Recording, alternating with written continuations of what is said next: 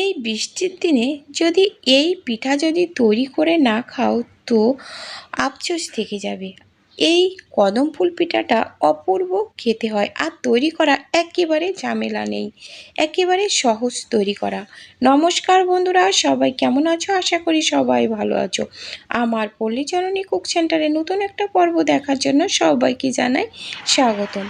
আজকে তোমাদের সাথে শেয়ার করব, এই যে দেখো একটা তাল নিয়েছি, বড় একটা পাকা কালো তাল নিয়েছি।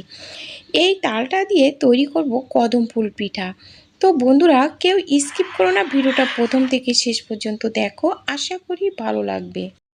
প্রথমে কিন্তু তালটা ভালো করে ধুয়ে নিয়ে দেখো উপরের খোলাটা তুলে নিলাম, নিয়ে এরকম দেখো আমি এই যে একটা বোর্ডের উপরে এরকমভাবে একটু আর কি চারিদিকটা একটু ঘা দিয়ে ফাটিয়ে নিতে হবে। তো এরকমভাবে ফাটিয়ে নিয়ে তো এর এই খোসা কটা ছুলে নেব। তো বন্ধুরা, এই পিঠাটা খেতে কিন্তু দারুণ মজা। তো তোমরা যারা এখনও তৈরি করে খাওনি, অনুরোধ থাকলো যে একবার হলো তৈরি করে খেয়ে দেখো, খেতেটা দুর্দান্ত হবে। তো এই যে দেখো খোসা ছেলে একটু জল দিয়ে একটু চটকিয়ে নিলাম, নিয়ে তো এইভাবে একটা থালের উপরে আরেকটা থাল রেখে এইভাবে একটু কেকে নিলে কিন্তু তালের এই পাল্পটা কিন্তু বের হয়ে যাবে। তো তারপরে দেখো একটা নেট দিয়ে এভাবে একটু চেপে রসটা বের করে নেব। তো এই যে দেখো রসটা কিন্তু বের করে নিয়েছি, নিয়ে আর এদিকে দেখো একটা নারকেল ভেঙে নিয়েছি। তো এই নারকেলটা একটু কুড়ে নেব। নারকেলটা কুড়িয়ে নিয়ে দেখো এদিকে এই যে গ্যাসের পরে কড়াই দিয়ে তো একটু জল দিয়ে তার ভিতরে এক বাটি দিয়ে দিলাম গুড়। তো এক বাটি গুড় দিয়ে গুড়টা একটু গলিয়ে নিয়ে তার ভিতরে কোরানো নারকেলটা দিয়ে দিলাম, দিয়ে এবার দেখো এইভাবে একটু নেড়ে চেড়ে জাল করে নিয়ে একটা এলাচ নিয়েছি, নিয়ে একটু তেতো করে আমি এর ভিতরে দিয়ে দিলাম, তাহলে এলাচের একটা দারুণ ফ্লেভার আসবে। তো আর এর ভিতর দিয়ে দিলাম অল্পই একটু ময়দা, দিয়ে এবার একটু নাড়াচাড়া করে একটু আটা আটা মতো করে নিলাম, নিয়ে দেখো এবার দেখো নামিয়ে নিয়ে তো এই কড়াইয়ের ভিতরে কিন্তু জল দিয়ে দিলাম একটু। তো এই যে দেখো পুরটা রেডি হয়ে গেছে। তো এই জলের ভিতরেই তো আমি দিয়ে দেবো এই যে তালের পাল্পটা। তো এই যে দেখো আমি এখানে এক বাটি মতো তালের পাল্প নিলাম, নিয়ে একটু জাল করে ফুটিয়ে নিয়ে এবার এর ভিতরে দিয়ে দেব একটু লবণ। তো যে কোনো মিষ্টি জাতীয় খাবারে একটু লবণ না দিলে কিন্তু ভালো লাগে না। তো তারপরে দিয়ে দিলাম দেখো এর ভিতরেও মাত্র 2 চামচ চিনি দিয়ে দিলাম। চিনি দিয়ে তারপরে দেখো নেড়ে চেড়ে এর ভিতরে এক বাটি দিয়ে দিলাম শুকনো আতপ চাউলের গুঁড়ো। এক বাটি তালের জন্য এক বাটি জল লাগবে, আর এক বাটি চালের গুঁড়ো লাগবে। তাহলে মাপটা কিন্তু সব কিছু ঠিকঠাক থাকছে। তোমরা যদি চালের গুঁড়ো বেশি নাও তাহলে জল বেশি দেবে, আবার তালটাও কিন্তু বেশি দেবে। আমি এখানে গুড় দিয়েছি এক বাটি, তোমরা চাইলে কিন্তু চিনি দিয়েও কিন্তু করতে পারবে। তো চিনিটা দিলেও ওরকম এক বাটি চিনি দিলে হয়ে যাবে। তো গুঁড়োটা দিয়ে এইভাবে একটু খুন্তির সাহায্যে এইভাবে একটু নেড়ে চেড়ে ভালো করে মেখে নেব।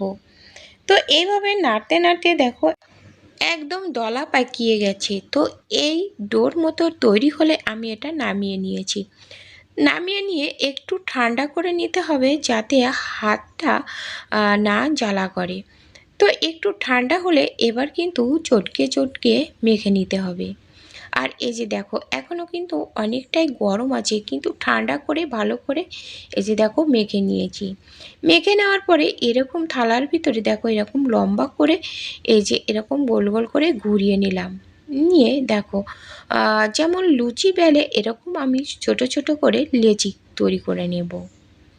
তো বন্ধুরা, ভিডিওটা কে কোথা থেকে দেখছো প্লিজ কমেন্ট করে জানাতে কিন্তু ভুলো না।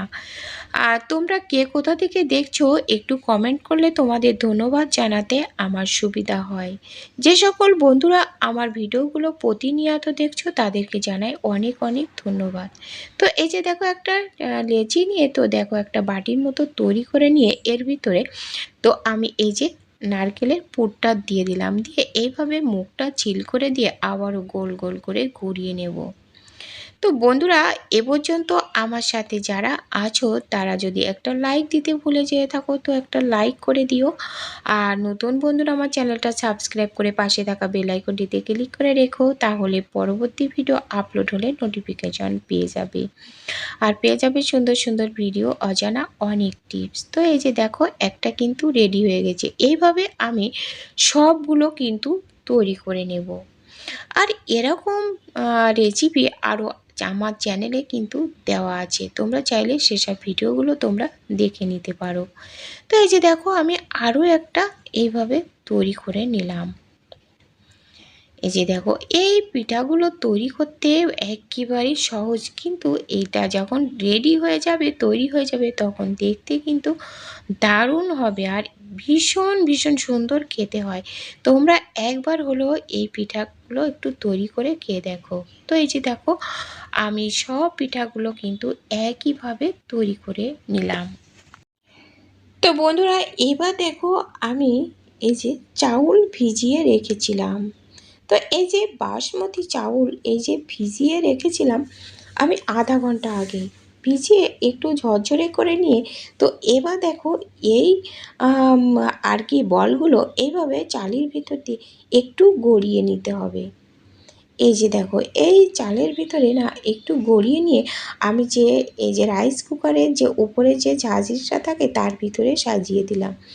আমি কিন্তু এই পিঠাগুলো আজকে আমি এই রাইস কুকারেই কিন্তু ভাপিয়ে নেব।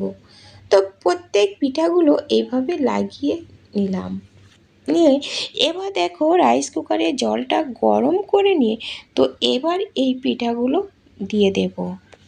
এই যে দেখো জলটা অলরেডি ফুটছে, তো তো এবার বসিয়ে দিয়ে দেখো ঢাকনাটা দিয়ে দিলাম, দিয়ে এবার আমি 15 মিনিট মতো ভাপিয়ে নিয়ে এই যে দেখো নামিয়ে নিয়েছি।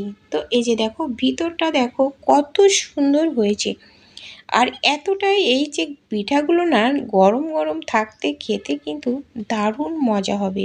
তো বন্ধুরা, আজকের ভিডিওটা তোমাদের কেমন লেগেছে অবশ্যই কমেন্ট করে জানিও, পারলে বন্ধুদের সাথে একটু শেয়ার করে দিও। আর নতুন বন্ধুরা আমার সাথে থেকো। তো বন্ধুরা, আজ এ পর্যন্ত, দেখা হবে পরবর্তী ভিডিওতে। ততক্ষণে তোমরা ভালো থেকো, সুস্থ থেকো। নমস্কার বন্ধুরা।